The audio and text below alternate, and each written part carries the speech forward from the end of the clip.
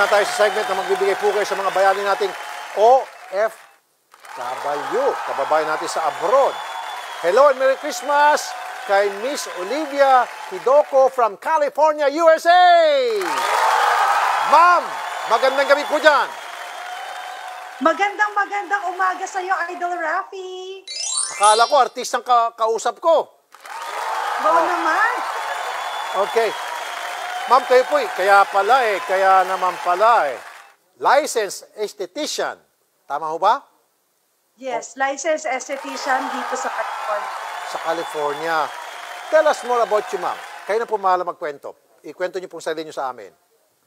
So, Idol Rafi, nung 17 years na ako dito sa Amerika, nagpunta ako dito kasi nagme-mend ng broken heart. Kaya nag-decide ako lumipad ng Amerika para mag-tour.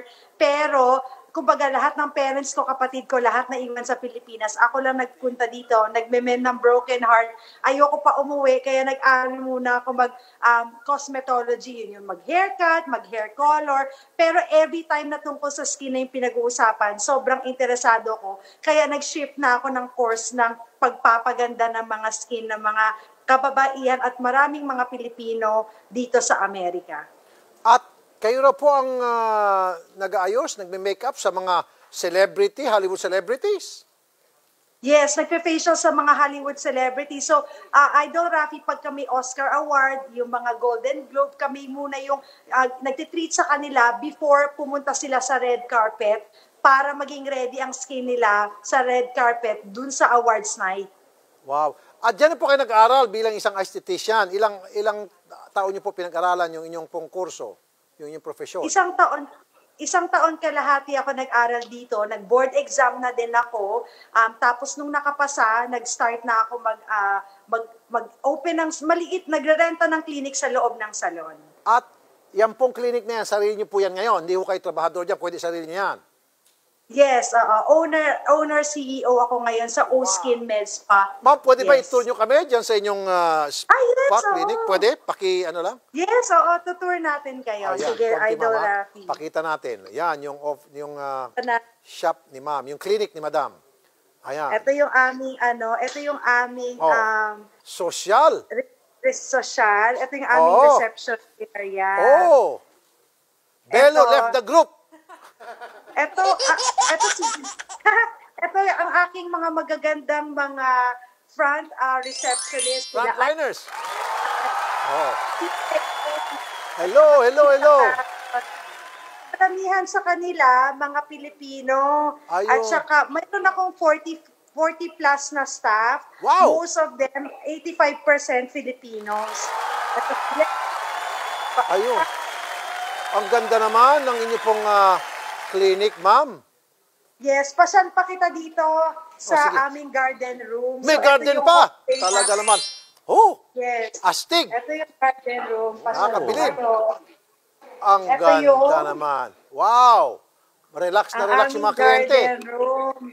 Para pagpasok pa lang dito, naaantok na kasi very relaxing yung atmosphere. Wow. Tapos ipapasyal din kita dito sa orange room. Orange room? Ano meron po niya sa orange room? Ayan, relaxation. VIP yan. VIP na VIP dito, Idol Rafi. So, dito nagre-relax sa mga kliyente bago sila mag-facial. Ma'am, ang tanong ngayon, magkano bang isang pagpa-facial dyan? Halimbawa? $150 ang per treatment namin. Dito naman bali, mga ano yan, mga 7,500 pesos. Yes, mga ganon. Tapos dito yung aming locker room kung saan iniiwan yung mga gamit bago sila magpa-facial. Ayun. Ano mag-facial lang yan? Ano pa mga ibang services na binibigay nyo? May Botox, may fillers, meron din inaayos yung kilay, gusto magpapayat ng mukha. So, marami kami ginagawa, pinapaliit yung butas ng skin, pinapabalat yung mga discoloration. So, yun lahat kasama.